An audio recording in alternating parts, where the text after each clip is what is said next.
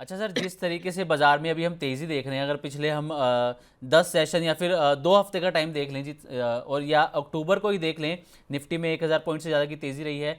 तो जितनी तेज़ी अभी देखी जा रही है, कहीं ऐसा तो नहीं है कि जैसे पिछले साल हुआ था, निफ्टी ने ऑल टाइम हाई बनाया लेकिन उसके बाद लगातार हमने गिरावट देखी, तो कहीं एक बार फिर से मार्केट में इस तरीके का कोई बबल बनता हो नज़र तो नहीं आ रहा? मुझे ऐसा नहीं लगता अभी कोई बबल बन रहा है। अगर बबल बनेगा भी, वो मुझे लगता है कि एक बार 29,000, 29,500, 28,000 के ऊपर एक बार हमें जो है सतर्क रहना है। अभी तो कुछ प्रॉब्लम नहीं दिख रहा है, क्योंकि इंडिया पाक वार हुआ फिर भी नीचे नहीं गया, ट्रेड डील नहीं हो रहा था फिर भी नीचे 24,000 के नीचे नहीं गया। हमने देखा कि डोनाल्ड ट्रम्प ने इतना कुछ ट्वीट कर दिया फिर भी नीचे नहीं गया। जीडीपी का डेटा आ गया, इन्फ्लेशन का डेटा आ गया, अभी क्वार्टरली जो रिजल्ट अर्निंग सेशन है ये चल रहा है, कहीं ना कहीं मल्टीपल ट्रिगर हो चुका है, 24,300 के नीचे नहीं गया। तो अभी के लिए मान लीजिए मार्केट उसमें रिएक्ट करता है जो मार्केट को पता नहीं है, मार्केट कभी उसमें रिएक्ट नहीं करता जो मार्केट को ऑलवेज पता रहता है। तो ऐसा मान लीजिए कुछ अनएक्सपेक्टेड कुछ हो गया, वो बात अलग है, हो सकता है, because everything is possible in this market. बाकी अभी भी जितने भी डेटा है, जितने भी डोमेस्टिक डेटा है, घरेलू फंड देखिए कंटिन्यूअसली बाइंग हो रहा है। हाँ, एफआईआई से उतना बाइंग नहीं हो रहा था, लेकिन अभी धीमे धीमे एक बाइंग यहाँ पे आ रहा है। सो कहीं ना कहीं मोमेंटम पॉजिटिव ही है। और अगर मैं डेटा के साथ ही बात करूंगा, 2015 से आज तक आप देखेंगे कोई भी एक साल निफ्टी ने नेगेटिव रिटर्न नहीं दिया है, या 2 ईयर बेसिस पे, including the corona crash, Covid के टाइम पे भी आप देखेंगे दिसंबर आते आते प्लस में बंद हुआ था। ओनली फॉर 2015 में 4-5% के आसपास का नेगेटिव क्लोजिंग आया है। 2015 के बाद कभी भी, आज 10 साल हो गया, जिनको देखना है एक बार जाके आप क्रॉस डेटा वेरीफाई कर लीजिए, कभी भी निफ्टी ने नेगेटिव परफॉर्मेंस नहीं किया। होता है सम टाइम, मार्केट एक साइकिलिक पैटर्न के साथ चलता है। अब सम टाइम प्राइस करेक्शन होता है मार्केट पे, सम टाइम टाइम करेक्शन होता है। तो बेसिकली लास्ट एक साल से हो गया, लास्ट सितंबर से ही मार्केट नहीं चल रहा था 24 से, तो एक साल हो गया। एंड मोटा मोटा जिस तरीके का हमने देखा कि गोल्ड एंड सिल्वर ने टॉप बनाया, कहीं ना कहीं वहां पे भी एक प्रॉफिट बुकिंग देखने को मिल रहा है। तो लोगों का जो फोकस है अभी धीमे धीमे इक्विटी मार्केट पे ही आने वाला है जी। ओके, तो सर गोल्ड और सिल्वर की आपने बात करी, जिस तरीके से हमने अगर दिवाली से पहले तक देखें तो सिल्वर में हर रोज़ एक नया हाई बनता हुआ नजर आया, गोल्ड में भी नए हाई बनते हुए नजर आए, लेकिन दिवाली के बाद से या धनतेरस के बाद से लगातार इनमें गिरावट देखी जा रही है। तो अगर अभी किसी को मान लीजिए पैसा इन्वेस्ट करना है, किसी को लमसम 1 लाख रुपए इन्वेस्ट करना है, तो वो गोल्ड सिल्वर की तरफ जाए, कमोडिटीज़ की तरफ, या फिर वो इक्विटी मार्केट में आए? हाँ, that is a very good question. देखिए, मुझे लगता है कि फोमो में इन्वेस्ट करना सही नहीं होता है, चाहे गोल्ड क्यों ना हो, या बिटकॉइन क्यों ना हो, या तो इक्विटी मार्केट ही क्यों ना हो। मेरा सिंपल सा फंडा यहाँ पे ऐसा है कि जो कंपनीज जो इंडेक्स के ऊपर आप दाव लगा रहे हो, क्योंकि आज से 2 हफ्ता पहले जिन्होंने गोल्ड खरीदा एक वन जी। लाख 45,000 के आसपास के, अभी देखिए प्राइस कितना नीचे आ गया। तो मुझे लगता है कि यहाँ से भी गोल्ड सिल्वर नीचे आ सकता है। मिनिमम 15 to 20% क्रैश अभी भी गोल्ड सिल्वर में बाकी है। तो तब जाके धीमे धीमे आप फिर से गोल्ड खरीदिए, अपना गोल्ड सिल्वर जो ईटीएफ होता है उसमें आपका एक्युमुलेशन स्टार्ट कीजिए। लेकिन अभी भी मुझे लगता है कि वहाँ पे निवेश नहीं करना चाहिए। अगर आपका फोकस अभी रखना है तो इंडियन इक्विटी मार्केट पे रखिए, आप म्यूचुअल फंड के थ्रू आ जाइए, आप एटीएफ के थ्रू आ जाइए। अभी निफ्टी आईटी इंडेक्स इतना चला नहीं है, तो निफ्टी आईटी इंडेक्स में धीमे धीमे एसआईपी कीजिए। पीएसयू बैंक चल रहा है, कुछ बढ़िया large cap stocks and mid cap stock choose कर लीजिए, जहां पे एक स्टैगर्ड मैनर पे आप एसआईपी स्टार्ट कीजिए जी। ओके, ठीक है सर। एक आखिरी सवाल यहाँ पर सर लेंगे, उसके बाद हम जो हमारे व्यूअर्स के लगातार सवाल आ रहे हैं उनको लेना स्टार्ट करेंगे। एक सवाल आपसे सर यहाँ पर आखिरी ये रहेगा कि फेड की पॉलिसी रेट को लेकर मीटिंग चल रही है सर। अब इसका डिसीजन तो हालांकि कल आएगा कि क्या फैसला इसमें लिया जाता है। तो आपको क्या लगता है सर कि अगर जैसा कि कहा जा रहा है कि 25 बेसिस पॉइंट की कटौती यहाँ पर हो सकती है फेड की तरफ से, तो उसका कितना इम्पैक्ट अमेरिकी बाज़ारों में, क्योंकि अमेरिकी बाज़ार तो आज ही रिकॉर्ड हाई पर पहुँचते हुए नजर आए हैं, ज़बरदस्त तेज़ी आज अमेरिकी बाज़ारों में रही है, तो इसका क्या भारतीय बाज़ारों पर भी असर रहेगा सर? ऑब्वियसली अगर रेट कट होता है, रेट कट ऑलवेज क्या होता है ना, और इंडिया ने, गवर्नमेंट ऑफ इंडिया ने बहुत ही स्ट्रैटेजिकली डिसीजन लिया है। लास्ट आप जी। देखेंगे जितने बार भी रेट कट हुआ है, अब रेट कट का इफेक्ट ना, बहुत सारे लोगों का एक मिसकॉन्सेप्शन जो है, इमीडिएटली क्या इफेक्ट होगा, and I don't think immediately कुछ इसका इफेक्ट होता है। ऐसा नहीं है कि नहीं हुआ, पास में हुआ है, कुछ कुछ टाइम पे ऐसा ऐसा बार भी रहा है कि मार्केट ने न्यूट्रल जो है परफॉर्मेंस दिखाया है। मुझे लगता है कि इसका इफेक्ट 7 to 8 महीने में होना चाहिए, क्योंकि जो लिक्विडिटी है, लिक्विडिटी बूस्टिंग होता है, लोगों का ध्यान और भी आ जाता है, तो कहीं ना कहीं इफेक्ट डेफिनेटली पॉजिटिव की तरफ ही होने वाला है। और आई डोंट थिंक मार्केट इस टाइम पे नीचे आएगा, मार्केट आपको ऑल टाइम हाई की तरफ ही जा रहा है। और जैसे जैसे ऑल टाइम हाई की तरफ मार्केट बनाता जाएगा, वैसे वैसे ही थोड़ा थोड़ा प्रॉफिट बुकिंग आपको आते हुए देखते मिलेगा। तो ऐसा कुछ भी प्रॉब्लम नहीं है, और रेट कट अगर होता है तो ये पॉजिटिव ही होगा मार्केट के लिए। जी। ओके, ठीक है सर। तो चलिए अब बढ़ते हैं हमारे व्यूअर्स के सवाल की तरफ, क्योंकि लगातार उनके सवाल हमारे पास आ रहे हैं। लेकिन हमारे दर्शकों के सवाल हम लें और उसके बारे में प्रदीप सर से बातचीत करें, उससे पहले अगर आपका कोई सवाल है, आप चाहते हैं कि हम अपने एक्सपर्ट से आपके सवालों का जवाब दिलवाने की कोशिश करें, तो अपने सवाल भेजिए। हमारा व्हाट्सएप नंबर है 9311121874। इसके अलावा आप money9query@tv9.com इस पर भी अपने सवाल भेज सकते हैं। एक्स प्लेटफॉर्म के जरिए, फेसबुक के जरिए, इंस्टाग्राम के जरिए आप अपने सवाल हमें भेज सकते हैं। और अपना सवाल लिखकर पूरी जानकारी के साथ हमें भेजें। अपना नाम, अपनी एज, कहाँ से आप बात कर रहे हैं शहर से, और अपना मोबाइल नंबर लिखना ना भूलें। तो ये डिटेल ज़रूर हमारे साथ शेयर करें। इसके अलावा अगर आप मनी9 के प्राइम मेंबर बनना चाहते हैं तो आपके सामने स्क्रीन पर ये 3 ऑप्शन आपको दिखाई देंगे, इकोनॉमी, स्टैंडर्ड एंड वीआईपी। आप अपने बजट के अकॉर्डिंग इन तीनों में से कोई भी एक प्लान चूज कर सकते हैं, और जो भी फैसिलिटीज़ इसमें आपको मिलेंगी वो आपकी स्क्रीन पर यहाँ पर आपको नज़र आ रही हैं। तो चलिए अब लेते हैं एक एक करके अपने व्यूअर्स के सवाल, जो कि हमें लगातार अपने सवाल भेज रहे हैं। पहला सवाल हमारे पास आया है अंकित शिकारा जी का। प्रदीप सर, ये आपसे जानना चाह रहे हैं कि क्या ये श्रीजी शिपिंग और सुजलोन को शॉर्ट टर्म के लिए खरीद सकते हैं? तो अभी 55 के आसपास है, और रिसेंट मेरा दिवाली का पीक भी था। मुझे लगता है कि 74 तक जाना चाहिए विथ स्टॉप लॉस ऑफ 41। तो 41 का एक stop loss with target of 74। Definitely Suzlon को करेंट जोन से भी आप बाय करके जा सकते हो। और आपने सेकंड बताया Shreeji. Shreeji shipping sir. Okay.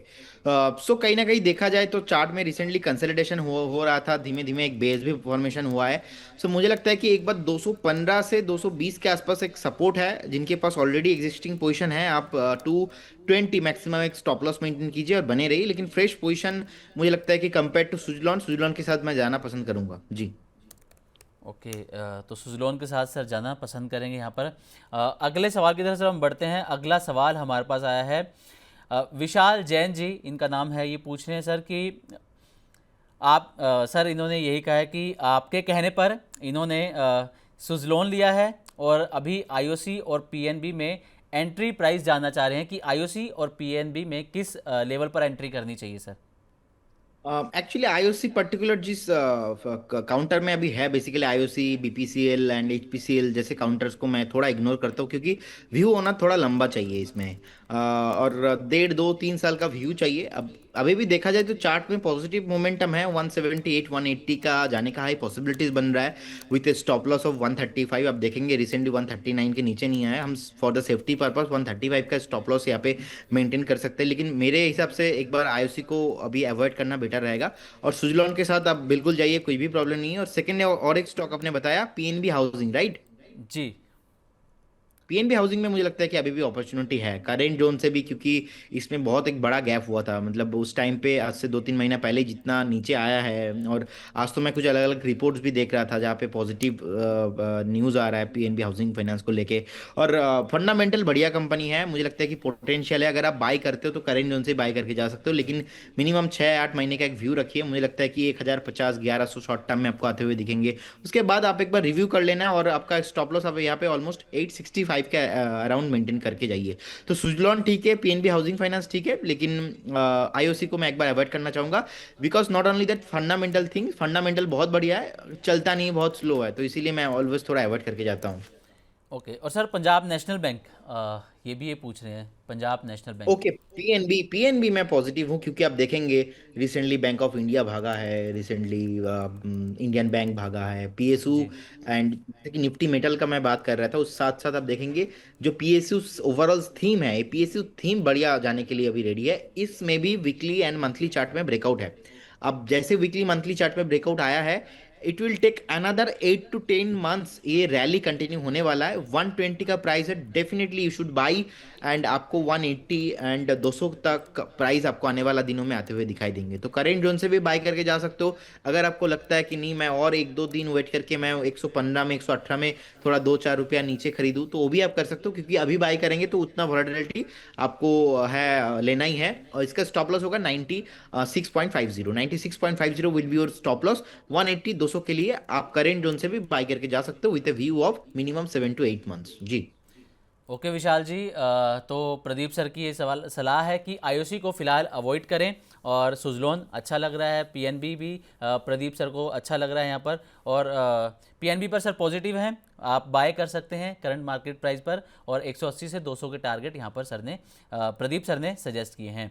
अगले सवाल की तरफ सर बढ़ते हैं। अगला सवाल अनिंद्य पाल जी ये पूछ रहे हैं कि उषा मार्टिन और जीएमडीसी इसमें किस लेवल पर सर एंट्री कर सकते हैं। जीएमडीसी, जीएमडीसी अभी ऑलमोस्ट 855 के अराउंड चल रहा है। मुझे लगता है कि जीएमडीसी तो शॉर्ट टर्म में थोड़ा बहुत करेक्शंस भी हुआ है, ज्यादा करेक्शंस लगता नहीं कि इस बाजार में जीएमडीसी में होगा। 585 के आसपास का चल रहा है। करेंट जोन से एंट्री जोन बन रहा है, एक स्टॉप लॉस होगा 550 के अराउंड, और फिर से ये आपको ऑल टाइम हाई आते हुए दिखेंगे। और सेकंड आपने पूछा Usha Martin. Usha Usha Martin sir, हाँ। मार्टिन अभी प्राइस है 466 के अराउंड। उषा मार्टिन पे ऑलरेडी ब्रेकआउट है। जिन्होंने क्वेश्चन पूछा है उनको चार्ट देखना भी आता है, और वो देखने के बाद ही उन्होंने ये पूछा है क्वेश्चन। इसमें भी रैली पॉसिबल है। मुझे लगता है कि उषा मार्टिन पे भी करेंट जोन से एक बार 20-25% आप मूवमेंट बाकी है, नेक्स्ट 2 क्वार्टर मैक्सिमम, मतलब 4-5 महीना मैक्सिमम, हो सकता है कि 2-3 महीने में भी हो जाए। ओके, तो Anindya Pal ji GMDC 550 stop loss Pradeep sir ने राय दी, और करंट मार्केट प्राइस पर आप यहाँ पर एंट्री कर सकते हैं। उषा मार्टिन पे भी करंट मार्केट प्राइस पर आपको एंट्री करने की यहाँ पर सलाह रहेगी। अगला सवाल हमारे पास पूनम जी का है, जो कि प्राइम मेंबर है मनी 9 की। ये पूछ रहे हैं सर कि एचडीएफसी बैंक में प्रॉफिट बुक कर लेना चाहिए, या फिर अभी और अपसाइड की यहाँ पर गुंजाइश है एचडीएफसी बैंक में। देखिए, ये बेसिकली डिपेंड करता है, every person have different kind of personality. So अगर आपका सोच ऐसा है कि नहीं मैं एचडीएफसी बैंक पे इन्वेस्टेड रहूंगा, तो 5 साल भूल जाइए एचडीएफसी बैंक को एंड बने रहिए। अगर आपका व्यू है नहीं मुझे पैसा बनाना है मार्केट से और मुझे ट्रेंड के साथ चलना है, ट्रेंड को मुझे फॉलो करना है, तो अभी पीएसयू बैंक का जमाना चल रहा है। तो भाई सिंपल एक ही चीज़ मेरा सर यहाँ पे, जहाँ पे ट्रेंड है वहाँ पे मैं हूँ, ट्रेंड इज माय फ्रेंड। तो पीएसयू बैंक पे फोकस कीजिए, आप स्टेट बैंक ऑफ इंडिया पे फोकस कीजिए, जैसे कि अभी पीएनबी में मैंने बात किया, बैंक ऑफ इंडिया पे फोकस कीजिए, इंडियन बैंक पे फोकस कीजिए, कैनरा बैंक पे फोकस कीजिए। लेकिन एचडीएफसी बैंक क्योंकि प्राइवेट में है, और प्राइवेट बैंक थोड़ा अभी कम चल रहा है, लेकिन इसका मतलब ये नहीं कि एचडीएफसी बैंक नहीं भागेगा, क्योंकि एचडीएफसी बैंक का वेटेज बहुत है बैंक निफ्टी में, बैंक निफ्टी को भी ऊपर जाना ही है। सो एचडीएफसी बैंक के कंपेयर में थोड़ा पब्लिक सेक्टर बैंक पे रहेंगे तो मुझे लगता है कि यहाँ पे बेटर आरओआई आपको मिल सकता है। जी। ओके, तो Pradeep sir trend is your friend जैसा कि आपने कहा, तो क्या प्राइवेट सेक्टर के अंदर आपको एचडीएफसी के अलावा कोई और अच्छा बैंक नज़र आ रहा है, या फिर पीएसयू बैंक की तरफ ही जाना सही रहेगा। मैं अभी मेरा एज ए मैनेजर मैं तो पीएसयू में रहना पसंद करूंगा, मैं प्राइवेट को अभी थोड़ा इग्नोर करूंगा। अगर मेरा व्यू है 5 साल 10 साल, तो फिर मैं एचडीएफसी को लेके साथ में जाऊँ रहूंगा। तो ये डिपेंड करता है, क्योंकि इंडिया एक ऐसा कंट्री है ना सर, यहाँ पे बेसिकली लोगों को चाहिए रिटर्न। लोगों को वो राइट। पता नहीं है कौन सा ट्रेंड के साथ कब रहना चाहिए। हर एक दूसरा साल में न्यू न्यू लीडर्स आ रहा है मार्केट में, तो वो एडेप्टेबिलिटी आपके अंदर होना चाहिए कि नहीं आप न्यू मार्केट को समझ रहे हो। कोई चीज चल गया उसके बाद आप ले रहे हो, उससे बेटर होगा कोई चीज चलने वाला है वहां पे आपका जो that is called sector rotation. So अभी जो सेक्टर रोटेशन है वो पीएसयू में चल रहा है। जी। ओके, ठीक है सर। तो अगर आपको एचडीएफसी बैंक में ही बने रहना है, तो पूनम जी प्रदीप सर की सलाह है कि 5 साल के लिए आपको इसमें बने रहना होगा, और उसके बाद आपको एक अच्छा खासा यहाँ पर मुनाफा होने वाला है। अगले सवाल की तरफ बढ़ते हैं। संजीव कुमार जी, इनका सवाल है सर कि इनके पास 3 से 4 स्टॉक हैं सर, इसके बारे में जानना चाह रहे हैं। पहला है यथार्थ, एक है ट्रांसरेल, विम्टा, सिरमा, एसजीएस। ये सर इनके पास स्टॉक हैं, और लॉन्ग टर्म का इनका नज़रिया लेकर चल रहे हैं सर। तो आपको ये स्टॉक्स कैसे नज़र आ रहे हैं, और क्या इनको स्ट्रेटजी लेकर चलनी चाहिए संजीव कुमार जी को। विमता लैब में देखिए अभी 664 के आसपास का प्राइस है। मुझे लगता है कि 585 का एक स्टॉप लॉस मेंटेन कीजिए, बने रहिए। आपको जैसे ही और 20-30 रुपीस नीचे आएगा, यहाँ पे आपको एक बार बेस बनाता है नहीं बनाता है वो बहुत ही केयरफुली चेक करना पड़ेगा। आई थिंक ये बेस बना देगा, क्योंकि फंडामेंटली बढ़िया कंपनी है। यथार्थ हॉस्पिटल आपको बने रहना है, कुछ भी प्रॉब्लम नहीं है। फ्रेश बाई भी कोई भी किसी को करना है तो करके जा सकते हो। 794 का प्राइस है। कंटिन्यूअसली मुझे लगता है कि और 6-8 महीना बहुत बढ़िया रैली हो सकता है। 950, 1,000 के ऊपर का टारगेट मैं देख रहा हूँ। SGS एंटरप्राइज अभी 1495 के आसपास का चल रहा है, लगातार हायर हाई पैटर्न मेंटेन कर रहा है। और कहीं ना कहीं रिसेंटली एक जो बेस बनाया था ऑलमोस्ट 1314 के आसपास, उसके बाद लगातार जो है चल रहा है। तो मुझे लगता है कि 1650, 1700 का टारगेट के लिए आपको बाय करना चाहिए, बने रहने का सलाह होगा जी। ओके। और सर और भी इनका एक ट्रांसरेल सर। अच्छा, ट्रांस आपने इतना क्वेश्चन पूछ लिया, हाँ मैं जी। देख नहीं पाया। Okay, Transrail right. जी जी जी।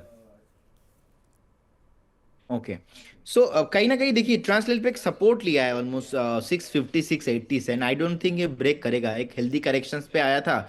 सो यहाँ से भी मैं मोमेंटम 850 तक जाता हुआ देख रहा हूँ, तो जिनके पास पोजीशन है बने रहिए।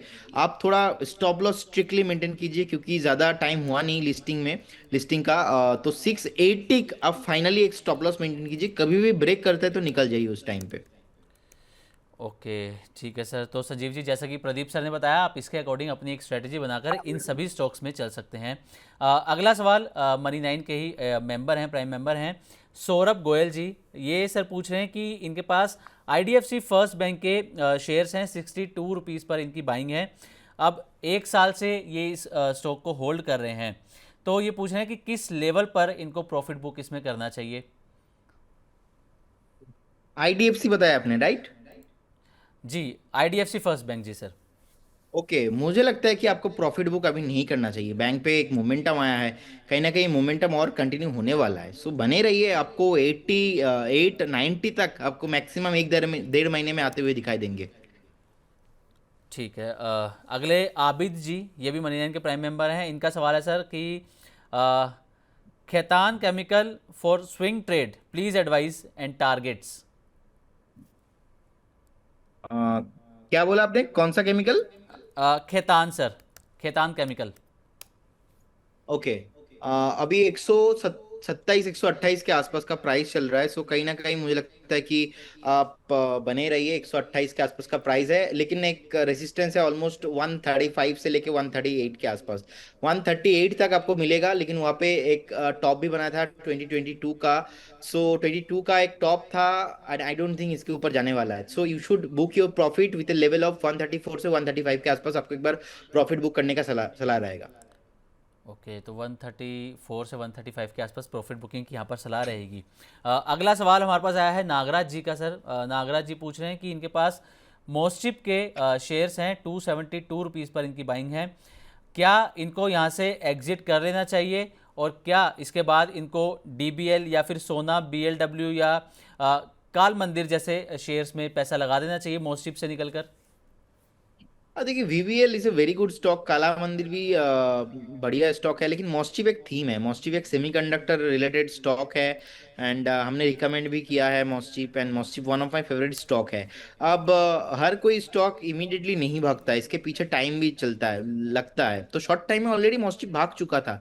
सो मॉस्टिव need some time correction as well as some price correction. तो प्राइस करेक्शन ज्यादा मॉस्टिव मैं नहीं रखूंगा अपने पोर्टफोलियो में, अगर ये 205 200 के नीचे आ जाता है कभी भी। लेकिन अगर 220 से 230 40 कभी भी आता है, तो स्टैगर्ड मनर पे जिनके पास नहीं है, बाइंग अपॉर्चुनिटी है। तो अभी अगर किसी के पास है, आप तो बने रहिए। अगर आप फ्रेश बाय करने के बारे में सोच रहे हो, if you want to invest suppose 100 rupees, आप 50 रुपीज यहाँ पे इन्वेस्ट कीजिए, बाकी 50 रुपीज थोड़ा पार्ट पार्ट में इन्वेस्ट कीजिए। यही होता है बाइंग का स्ट्रैटेजी। क्योंकि बॉटम पकड़ना बहुत मुश्किल हो जाता है, और थोड़ा एटलीस्ट मिनिमम बाय करना है तो 2-3 क्वार्टर आपको वेट करना है। 2-3 क्वार्टर मीन्स एटलीस्ट 6 से 9 महीना तो वेट करना ही है। आप एक सेमीकंडक्टर थीम पे आ रहे हो, इन्वेस्ट कर रहे हो, और जहाँ पे मैं तो हमेशा वही बोलता हूँ, आपका फोकस वहाँ पे होना चाहिए जहाँ पे गवर्नमेंट ऑफ इंडिया का फोकस है। तो गवर्नमेंट ऑफ इंडिया अभी एआई सेमीकंडक्टर जो थीम है ना, एज पर द डेटा मैं स्टडी कर रहा था लास्ट वीक ही, ऑलमोस्ट 17 to 20% सीएजीआर के साथ ये जो सेमीकंडक्टर थीम है ये ग्रो करने वाला है। तो उसमें कुछ सिलेक्टिव स्टॉक है, उसमें से वन ऑफ द स्टॉक है मॉसचीप टेक्नोलॉजी, जो कि अभी 258 के आसपास है। तो बने रहिए आप, 300 के ऊपर 350 भी आपको आते हुए दिखाई देंगे। And it will take some time, क्योंकि रिसेंटली रिजल्ट आया था, उतना बढ़िया नहीं था, तो न्यूट्रल था रिजल्ट, वो इसीलिए नेक्स्ट और 2 3 4 क्वार्टर वेट करना पड़ेगा। अब स्टॉक चलेगा by driven the fundamental not technical. उसमें EPS, top line, net profit, operating cost सब कुछ आता है, तो थोड़ा टाइम चाहिए, लेकिन बढ़िया स्टॉक है। ओके, तो अगले सवाल की तरफ सर हम बढ़ते हैं। अगला सवाल हमारे पास आया है साक्षी मित्तल जी का। ये सर पूछ रहे हैं कि इनके पास ग्लोबल हेल्थ मेदांता जो है वो और रॉयल ऑर्किड होटल के फंडामेंटल आपको कैसे लग रहे हैं, और 3 से 5 साल के नज़रिए के लिहाज से सर आपसे जानना चाहती हैं ये। ओके, देखिए पहले मैं बता देता हूँ आपको ग्लोबल, पहले बता देता हूँ मैं रॉयल ऑर्किड। सो देखिए जी अभी बेसिकली रिसेंटली 489 के आसपास का प्राइस अभी भी है, करेक्शंस अभी भी पेंडिंग है इसमें, 438 तक ये नीचे आ सकता है। लगातार लास्ट एक महीने से एवरी वीक सपोर्ट ब्रेक करके नीचे आ रहा है, that is not break down, ये एक हेल्दी करेक्शंस के तौर पे मैं देख रहा हूँ। 438 440 का आसपास मैक्सिमम पॉसिबिलिटी से आ सकता है। आपको एक बार 415 का स्टॉप लॉस लगाना पड़ेगा। अभी बने रहिए, मुझे लगता है कि अगेन ये करेक्शंस कंप्लीट करने के बाद और भी आपको हायर प्राइस आपको आते हुए दिखेंगे। आपने बताया मेदांता, राइट? जी सर। ओके, सो मेदांता अभी 1350 के आसपास का प्राइस है, बिल्कुल बने रहने का सलाह होगा विथ स्टॉप लॉस ऑफ 1274, क्योंकि एक रेसिस्टेंस है ऑलरेडी, ट्रिपल टॉप फॉर्मेशन हो चुका है 1477 से, और रिसेंटली हमने देखा था 1400 के ऊपर सस्टेन करना, उसके बाद 1470 को ब्रेक करना। मुझे लगता है कि 2 क्वार्टर, 1 क्वार्टर तो चाहिए, क्योंकि ये थोड़ा चैलेंजिंग है। और ये जो हाई था ऑलमोस्ट February 24 है, और आज है ऑलमोस्ट 28 अक्टूबर 25, तो इतना बढ़िया सेलिंग प्रेशर वहां से आया था, उसके बाद कभी टच भी कर नहीं पाया। सो कहीं ना कहीं मैं पॉजिटिव हूँ, लेकिन टाइम चाहिए इसमें। ओके, तो इसमें अभी टाइम की ज़रूरत है। हालांकि जैसा कि प्रदीप सर ने कहा कि वो इनमें पॉजिटिव हैं, तो Sakshi ji Royal Orchid stop loss 415 Pradeep sir की सलाह है, और मेदांता में 1274 रुपये का स्टॉप लॉस यहाँ पर प्रदीप सर ने आपको सजेस्ट किया है। अगले सवाल की तरफ सर हम बढ़ते हैं। अगला सवाल हमारे पास आया है, इनका जो यूट्यूब हैंडल है वो डेली वॉच उसका नाम है। वो पूछ रहे हैं sir BLS International, KNR construction और पीटीसी इंडिया, इन 3 स्टॉक्स में क्या करना चाहिए sir, short to long term इनका नज़रिए से पूछ रहे हैं सर ये।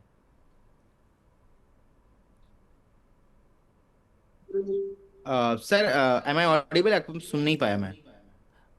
जी sir, can you hear me? हाँ, यस यस, अभी सुन पा रहा हूँ, यस। जी सर, इनका सवाल है बीएलएस इंटरनेशनल पर, और एक केएनआर कंस्ट्रक्शन और पीटीसी इंडिया, 3 स्टॉक्स पर ये जानना चाहते हैं सर आपका नज़रिया। देखिए बीएलएस को लेके मैं पहले बता देता हूँ। बीएलएस इंटरनेशनल मुझे लगता है कि 285 टू 90 के आसपास एक स्ट्रॉन्ग बाउंस बैक देखने को मिला है। उस दिन का जो लो है, उसके बाद उसी दिन हमने देखा 325 तक गया था। 325 में के बाद हमने देखा 340 तक गया था। अब वह से फिर से करेक्शंस में एक बार आ रहा है, हेल्दी करेक्शंस में तौर पे। तो कहीं ना कहीं अभी का जो सपोर्ट है 285 के आसपास है। 285 will be your fix and final stop loss, इसके नीचे किसी को रहना नहीं है। 285 के ऊपर जब तक है तब तक ये अप ट्रेंड में है, पॉजिटिव में है, कुछ भी प्रॉब्लम नहीं है। सेकंड आपने बताया के एन आर कंस्ट्रक्शन, ओके। जी सो अभी का प्राइस ऑलमोस्ट है 188 के आसपास। टेक्निकली देखा जाए तो इसमें एक ब्रेकडाउन आ चुका है। सो आई थिंक एक बार जो है एग्जिट करके निकल जाना चाहिए यहाँ से, क्योंकि 135 130 ऑन द वे लग रहा है कि एक बार 130 35 भी आ सकता है। ओके, ठीक है सर। चलिए अगला सवाल, जैसाराम मूंद जी, ये मनी नाइन के प्राइम मेंबर हैं। इनका सवाल है सर कि इनके पास फेटफिना है, तो इसमें सिर्फ ये बहुत शॉर्ट टर्म के लिए, मतलब आपसे 1 महीने का आपसे टारगेट जानना चाहते हैं ये फेटफिना में। देखिए शॉर्ट टर्म के लिए मुझे लगता है कि थोड़ा मुश्किल है। आप एक बार 135 का एक स्टॉप लॉस मेंटेन कीजिए। 135 को अगर ब्रेक नहीं कर पाता है, सो आपको एक बार 150 152 तक आता हुआ दिखाई देंगे, लेकिन उतना कॉन्फिडेंट मैं इस स्टॉक को लेके हूं नहीं। 135 कभी भी ब्रेक करता है तो आपको निकल जाना चाहिए। अब जो भी स्टॉक पे मैं ज़्यादा कॉन्फिडेंट फील नहीं करता हूँ, चार्ट में थोड़ा कंसोलिडेशन होता है। आज भी डे हाई देखिए, डे का चार्ट कितना वॉलेटाइल रहता है स्टॉक। सो कहीं ना कहीं वॉल्यूम भी उतना यहाँ पे एक्टिव आता नहीं है। और 135 विल बी और fixed and final stop loss. उछाल में बेचने का प्लान कीजिए कभी भी, अगर 148 50 55 आता है एग्जिट करने का प्लान कीजिए स्टॉक से। ओके, तो जैसा राम जी, जैसा कि सर ने बताया कि 135 का एक स्टॉप लॉस आप यहाँ पर लेकर ज़रूर चलिएगा इस स्टॉक में। दीप मोंडल जी, सर इनका सवाल है कि ये कह रहे हैं कि सर ब्लू स्टोन काफ़ी नीचे आ गया है, अब इसमें क्या करना चाहिए सर? ब्लू स्टोन जी। Jewellers, okay. 697 के आसपास है, नहीं नीचे नहीं आया इसका जी। जो प्राइस है, हमने एक बार बाय भी रिकमेंडेशन दिया था 640 से, अगेन चला 690 700 पे। फिर भी हमने एक बाइंग रिकमेंडेशन दिया था इसको 686 670 से इसको बाय करना चाहिए। उसके बाद पूरा टारगेट अचीव हुआ, 750 के ऊपर भी गया था। अब उसके बाद फिर से 750 से एक बार जो है 50 60 पॉइंट नीचे आया है, 50 पॉइंट नीचे आया है। That is called healthy correction. Again यहाँ पे जो है बाइंग अपॉर्चुनिटी ढूंढना चाहिए। तो इसीलिए कभी भी अगर आपको बाई करना है, और आप सुनते हो तो पूरा सुनिए, एंड बाई करना है तो जब ऊपर रहता है तब ना बाई करके, थोड़ा जब नीचे आ जाता है तब आपको बाई करना चाहिए जी। तो इसीलिए मैं बोलूंगा एक बार आप यहाँ पे 665 650 के आसपास एक स्टॉप लॉस मेंटेन कीजिए और बिल्कुल बने रहिए। अगेन आपको all time highs and bounce back आपको करते हुए दिखेंगे स्टॉक। ओके, सर ये ब्लू स्टोन ज्वेलरी है, तो क्या अभी जिस तरीके से हम गोल्ड के प्राइजेस देख रहे हैं, जो गोल्ड की कीमतें हैं, सिल्वर की जो कीमतें देख रहे हैं, तो आप क्या ज्वेलरी सेक्टर के अंदर कोई और शेयर यहाँ पर बताना चाहेंगे जो ब्लू स्टोन से आपको अच्छा लगता हो? नहीं, ब्लू स्टोन ठीक है, बाकी सेनको गोल्ड या तो कल्याण ज्वेलर्स में भी अभी उतना मोमेंटम है नहीं है। रिसेंटली कल्याण ज्वेलर्स एक बेस बनाया है। अब वो बेस कितना सस्टेनेबल है, it will take some time. तो इसीलिए वो ये ट्रेंड के साथ चलेंगे, पीएसयू मेटल के साथ चलेंगे। ऐसे बाई कॉल दे देंगे तो मतलब लोग आ जाता जी। है सर, और बोलते सर चल नहीं रहा है, चल नहीं रहा है। तो इसीलिए ज्यादा कमेंट उसमें करेंगे नहीं। जी, ठीक है सर। अगला सवाल सरोगी चंदन जी, ये सर पूछ रहे हैं कि थेमिस मेडिकेयर, इसमें सर क्या करना चाहिए? हाँ, कौन सा sir? Themis medicare, THEMIS। Okay, मिल गया।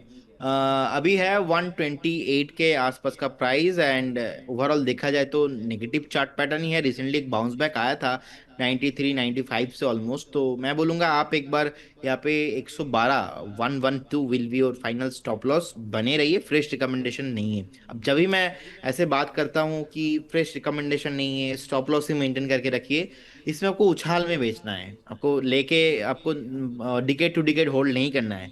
बहुत सारे लोगों का एक मिसकंसेप्शन यही रहता है कि मैं जब भी बताता हूँ मतलब ये अच्छा बाई कॉल है, बाई कॉल, बाई कॉल नहीं है। जब भी मैं बताता हूँ कि आप उछाल में बेचने का प्लान कीजिए, सेल कीजिए, मतलब कहीं ना कहीं मैं थोड़ा अप मोमेंटम देखता हूँ चार्ट में, उसी उछाल में आपको बेचना है। ठीक है सर, अगले सवाल की तरफ से बढ़ते हैं। ये अगला सवाल हमसे ये पूछ रहे हैं कि ईडलवाइज, जमुना ऑटो और मुंजाल ऑटो, इन तीनों में से अगर कोई एक शेयर खरीदना हो सर, एक मंथ का इनका नज़रिया, 1 मंथ का, तो कौन से में जाना बेस्ट रहेगा सर? देखिए, ना आपको जमुना ऑटो लेना है ना आपको मुंजाल ऑटो लेना है। आप देख रहे हो कि प्राइस, मैं बोलूंगा अगर लेना है तो अशोक लेलैंड ले लीजिए।